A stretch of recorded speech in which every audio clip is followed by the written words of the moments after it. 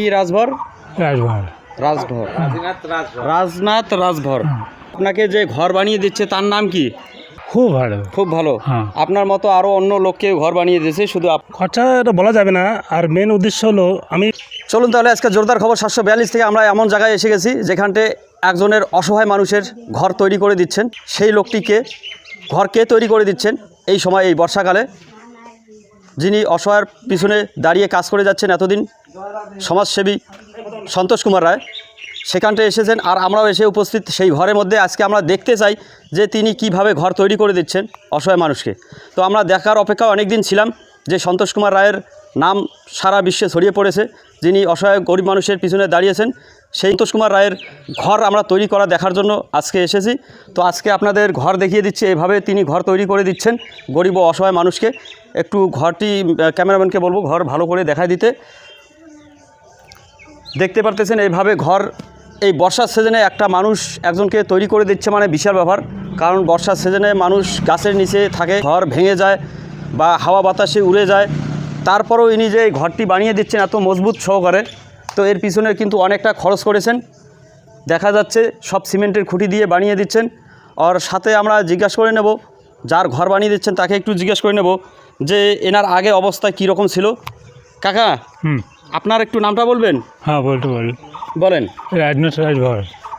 কি রাজভর? রাজভর। রাজভর, রাজনাথ রাজভর। তো আপনার আগে এই বাড়িটা কি ভাঙা ছিল? হ্যাঁ, ভাঙা ছিল। থাকার ব্যবস্থা বিলকুল ছিল না? একদম ছিল না। তো আপনি কি করেন? সে কাজ এখানে করি, পাই হয়েছে করি, লেবারি কাজ করেন। আপনার বাচ্চা কজন? 4 জন। 4 জন বাচ্চা? ছেলে মেয়ে 4 জন। 4 জন। তো আপনাকে দেখে তো মনে হচ্ছে যে লেবারি কাজ করেও আপনার বাচ্চাকে পালা খুব কষ্টকর হয়। খুব কঠিন। আচ্ছা, আপনার ওয়াইফ কই রয়েছে? এনার স্ত্রীকে কোন দিকে গেছে? নাই। তো যাই হোক, তো আপনাকে এই কষ্টের মধ্যে এই বর্ষাকালে আপনাকে না হলে এই ঘর তৈরি না হলে তো খুব কষ্টভাবে কাটাতে হতো। তো আপনাকে যে ঘর বানিয়ে দিচ্ছে তার নাম কি? হ্যাঁ, ওইটা বলতে পারেন না?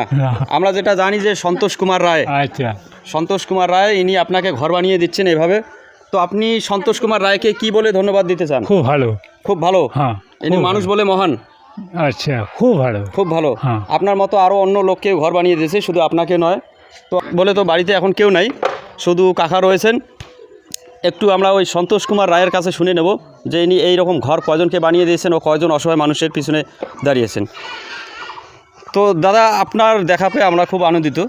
আপনি এভাবে যে এত টাকা পয়সা খরচ করে একটা ঘর বানিয়ে দিচ্ছেন, তো এখানটায় তাও মোটামুটি কীরকম খরচা হতে পারে?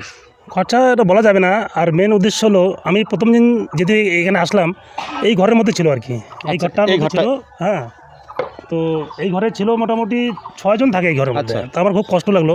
আচ্ছা। তো সেদিনকে আমি বলেছিলাম যে আপনার ঘরটা আমি করে দেবো। হ্যাঁ। তো আমি এসে দেখি এই যে ঘরটা উনি মোটামুটি ওইটুকু নিজে নিজে একা করছেন আর কি। হ্যাঁ, মানে যেটুকু করছেন আর বাদ বাকিটা যে ঘরে বেড়াটা দিতে পারিনি, বারান্দা দিতে পারিনি, এই অসমাপ্ত কাজটা আমি করার জন্য আসলাম।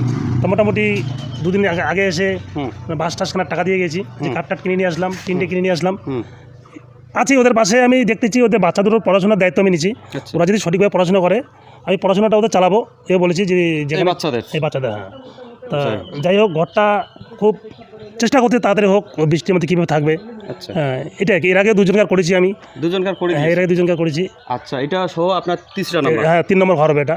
কিন্তু আমরা যেটা জানি যে আপনি নাকি এমনি তো খাবার দাবার পৌঁছে দেন মাসে মাসে? হ্যাঁ, আমার মোটামুটি 18-20 জন অসহায় মানুষ আছে, ওদেরকে 15 দিন পর চাল ডাল দিয়ে আসা লাগে। আচ্ছা, আমাদের কোনো আশ্রম মানে এরকম কোনো খুলেছেন কি, যে ওখানটে পাগল বা একদম নিঃস্ব যার কিছু নেই, খাবার দাবার দেওয়ার মতো ব্যবস্থা, তাদেরকে রাখার মতো কোনো কিছু? না, এটা কিছু করিনি। আমার তবে একটা স্বপ্ন আছে, একটা বৃদ্ধাশ্রম খোলার আর কি। মানে আমার মেন স্বপ্ন এটা, ভবিষ্যতে যদি অসহায় মানুষ যারা ঘুরে বেড়ায় তাদেরকে যদি এক জায়গায় রাখতে পারি, এটার জন্য আমার একটা প্ল্যান চলছে আর কি। সেটা প্ল্যান করতেছেন মানে যথেষ্ট সাধ্য হলে আপনার করবেন। যদি ভগবান ভালো রাখে, তাহলে আমার একটা আশা আছে যে অসহায় মানুষ যারা রাস্তায় ঘুরে বেড়ায় তাদেরকে যাতে একটু মানে আশ্রয় রাখতে পারি, এটুকু আমার একটা ভবিষ্যৎ পরিকল্পনাটা আর কি। তো জানতে পারলেন সন্তোষ কুমার, যিনি মহান বলে আমরা চিনি, কারণ এরকম অসহায় মানুষের পিছনে দাঁড়ানো সেই মানুষটিই মহান হয়। যে মানুষটি শুধু মুখে বলে যায় সেটি নয়, যিনি কাজ করিয়ে দেখান সেই হচ্ছে মহান মানুষ। তো জানতে পারলেন আজকে জোরদার খবর 742 থেকে এতটুকুই।